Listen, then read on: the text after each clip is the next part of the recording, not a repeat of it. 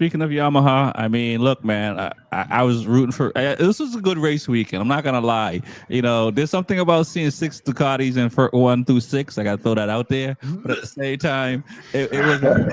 It's a pretty good weekend, and when Rins was out there for a little bit out front, man, I'm like, he might be able to get away. It was like 17, like 7 laps left, 8 laps left, and he was still competitive on that Yamaha.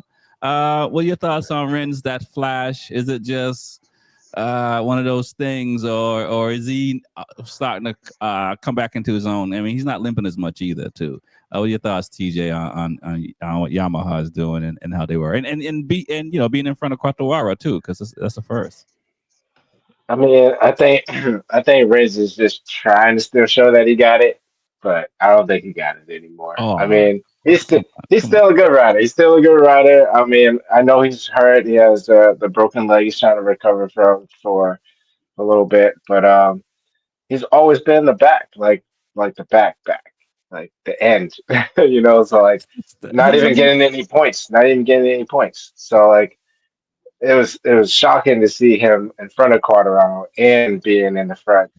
And okay. he did it for like, I mean, he did it for like 2 laps maybe, and then whatever tire choice he had, I don't know if he ran the soft rear, but yeah, he just slipped down from first to 10th, like in another 2 laps, so 2 or 3 laps. So like it was kind of weird, but it was cool to see.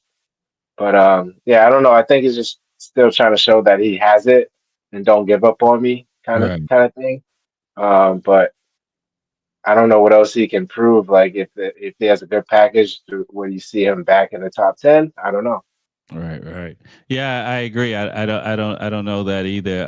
What are your thoughts, Reese, on Yamaha? What Rins did? I think he had the soft tires, pretty competitive. Nice to mix it up with the KTM. What are your thoughts? Where the hell did he come from? That was my question. I'm just keeping honest. I was like, where the hell did you come from? That's where was that all year long and everything else. But like TJ said, I mean, it's almost like he's just trying to prove a point that he still got it, which I don't think he still got it. I think he's one of the guys that is like it's time to look in the mirror for him and say, hey, I don't have it anymore. This injury took it out of me. Can I still do this at this high of a level? And is it time for me to move on to greener pastures, World Superbike, or something else, or anything like that? But it's just, I mean, that was great to see him up there finally. I mean, that was something different. But I mean, just it's almost like the same thing as Pekka, what Pekka did the last race. I mean, it's once in a blue moon that you do it. I mean, you can't just say I'm gonna do it one time here and 20 more times not. I mean, you've been back there for the whole season fighting with guys in 15th place and the last place, and you've been like the worst Yamaha rider all season. So, me, I'm like, great, you did it. It was good to see you up there, but you know, is it a little too late? So, A little too late. What are your thoughts, Lewis, on Rins, Yamaha?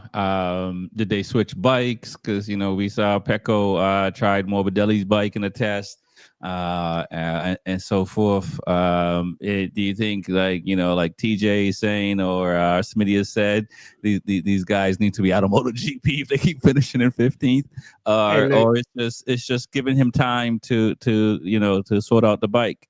And I don't also, want obviously, the Yamaha is not the best bike. I don't want to hear nobody disrespecting Sideshow Bob. All right, the Sideshow Bob of MotoGP. You better put some respect on his name. All right. I agree. My daughter's a big fan of Rins. I'm a big fan of Rins. I've always loved his riding style. He's got that smooth, silky smooth riding style, like that, just fast corner speed, almost like Jorge Lorenzo ish riding Hmm. style. Yeah. And he's very upright. Like whereas other guys are leaning and dragging elbows, if you look at him, he's a little bit more conventional in his upper body riding style. But I do think that whatever this injury is that's been nagging him, this leg injury, I think it's taken a lot longer for him to heal, and it might just be that, you know what, man, I don't bounce as much as easily as I did when I was a kid. You know, he's not a kid anymore. He's a little bit older. He's a married man. He's got kids. And it's just taking him a little bit longer to heal. And I'm hoping, praying that he continues to heal and he can come back and be as competitive as he can be for the package he's on. Right. Because on And another package, I think he'd be even more competitive. I don't think that the guy has lost any skill. I don't think he's lost anything. I think he's just been injured and he's not on a great package and he just has to work around what he's got, you know. Don't go out there killing yourself. Don't do a Mark Marquez if the bike's not underneath you to do anything worth doing. right. No, I agree there. I think that Rins is, again, in Moto 2, he was killing these guys. Yep. On the Suzuki, he was nice. I mean, I know Mir won, but he was nice. He was nice, man. Silky. I mean, I still think back to the one race in Silverstone with Mark. where he overtook Mark on the very last corner. I mean, he shot that Suzuki out of that corner like it was shot out of a cannon, man. Yeah. And I was just like, that's impressive. I like that. That was definitely the day that I was like, wow, man, this dude's got. I always knew he had skill back from the Moto 2 days and his time in MotoGP, but you know, I just hope that he can get over whatever injuries he has. I hope whatever package Yamaha rolls out next year is even 5% better than this year, so they get out of that, you know, cellar that they're in right now. Because the only manufacturer worse than them right now is KTM in my eyes. And that's not good company to have. You know, the only company that's worse than you is one that's almost out of business. That's not where you want to be.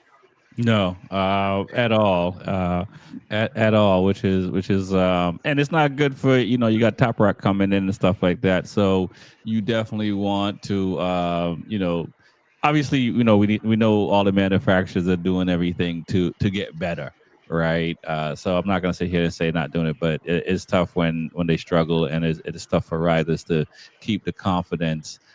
Anything you guys want to touch on before we can talk about Miller? But anything you want to touch on before we talk about a little bit about Moto 2 and what's going on there? No, I think that's it for GP. All right, I think that's it. It was great to watch races though, right? I mean, it was good racing, you know, good passing. Aldeguer was on fire. Aldeguer winning, and you know, Peugeot hasn't done it, and you know, as a rookie, Aldeguer did it, and that's huge. I mean, that's kind of. I mean, I'm glad we didn't brush off it. You know, the second youngest rider to do it. Does this kind of like make you? I mean, I guess it's more rhetorical for me. I don't know if I overlook all the shenanigans he's done in Moto 2 and when he first got to MotoGP and stuff like that. But what do you guys' thoughts on Aldeguer winning the GP race? I mean, you got to show up, you got to finish, but obviously it might have been different if Bez was up, kept it up on two wheels. But you know, for him to fight against Acosta, who was hungry, Raul was hungry, Rins, everybody was hungry, because once they saw Marquez and Bez go down, you know, everybody was trying to get in the club door first. Yeah, no, I mean, it is good to see this guy finally get on top, get a podium. And I can just think of back when we talked with Eli on the show. He was rooting for Aldeguer to finally get a podium, and he finally got it. You know. Eli already texted me. But you know, he was so close to beating, you know, or getting past Mark Marquez's record for being the youngest rookie in the sprint, I think it was, or Yeah, I don't know if he did pass it. But yeah, so I salute him, I congratulate him. It does now show why Ducati chose him so early. Um, he's very smart, just found his way. He didn't really kind of like jump into it and try to just throw it out the window at first. It took him a little while to get it under his belt, and he's been a little more consistent as of late. But this was well deserving, and what better chance when you know these guys go down? It's like you gotta fulfill your opportunity when it presents itself, and to show the pace he had in the sprint. I mean, I knew in the GP it was gonna be another fight with him, so it was just fortunate for him that he didn't have Bezzecchi and Mark behind him, but Right. it's it was good to see him pull it out. Right. What are your thoughts, Reese, on what Acosta did? Aldeguer did. I mean, and in magnificent fashion too. Over 5 seconds. Oh, He he seems killed it. like he's like, as we were talking off air, like Bobby Fong. Is bend it or go home. Right. He's full gas, and he doesn't have a take it easy button. You kind of see that on Saturday, on Sunday, and you see it when he crashes out. I mean, yeah, you do see it. I mean, like I remember back in a couple shows ago, I remember Lewis said it. Once this kid figures out how to go as fast on brand new tires when they are used, he's going to be dangerous. And what he just showed in this race was what he is capable of doing. And it shows the level of talent that is in MotoGP, but it also shows the level of respect or who's in front of Bezecchi and Marquez, because it was almost like sharks in the water. Like the chum went in the water, and soon them two went out. It was like the dinner bell went off. Hey, we can finish for first, and everybody went full gas. So to know that this kid can actually win and do what he did when Marquez isn't there, it shows that he's ready to step up and come up the level, later on and give him a little more time, and he's going to be there. Like I Yeah. said, he can be a dangerous person once he figures out the new tires and do the same thing on worn down tires. Yeah, no, I agree. Lewis, man, I'll before you talk about Furman, it seems like Acosta was listening to us because he kept that train pretty slow. I don't know how he did it, but he kept that train pretty slow to keep all those guys in the mix. But touch on that a little bit on Acosta's ability to do that, but also what Furman has done as the youngest guy, because I mean he already had the factory contract. He had the factory contract before he rode a GP bike. He kind of cruised in his second year in Moto 2. I didn't think it was a good look for the team he was on, but obviously Ducati knew what they were doing, and it seems like they got it figured out.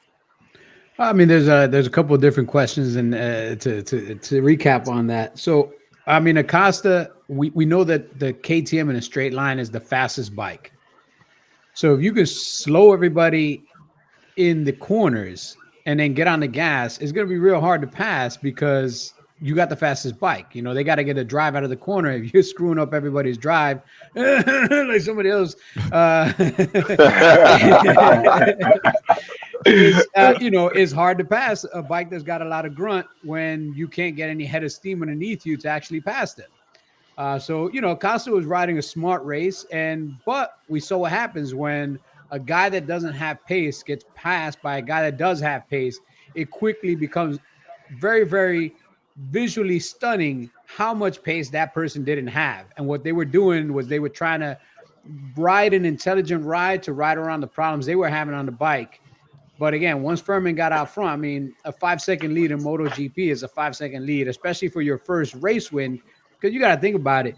When you got 8 laps left and you're in the lead, you're thinking about just hitting your apex, hitting your corners, hitting your markers, this and that. When you're down to 3 laps left, you start thinking, oh shit, I might win. And that's where you start making these mental mistakes. In those last 2 laps, that's when mental mistakes come in, especially when you got a lead like that. And he was able to manage it. He gave up a little bit of the lead in the last lap or two just because he knew he had it in his pocket. So he was pushing like 95% instead of 100%. And he was able to bring it home, man. And I've been saying for a while now that this kid was the truth. And he finally, proved me right. He was able to put the beginning of the race together with the end of the race and race a complete race and benefit from the Seemed like tires when they're fresh, when the tires when they were worn. And one last thing, I mean, here's another Spaniard, man. And this Spaniard is in the MM93 Academy. He's part of the Marc Marquez bros. Yeah. and the Marc Marquez bros seem to be kind of touching a lot of guys in different classes that are from Spain that are kind of like getting underneath the Marc Marquez umbrella. and learning from the Marquez brothers. And if you look at, other winners that won this weekend, these are, again, guys from Spain that are very close to the Marquez brothers. So without having an official Marc Marquez Academy, it almost feels like Marc Marquez is starting to put together a little Spanish mafia of his own to go up against the Italian mafia. Mafia. I agree. I agree. For sure.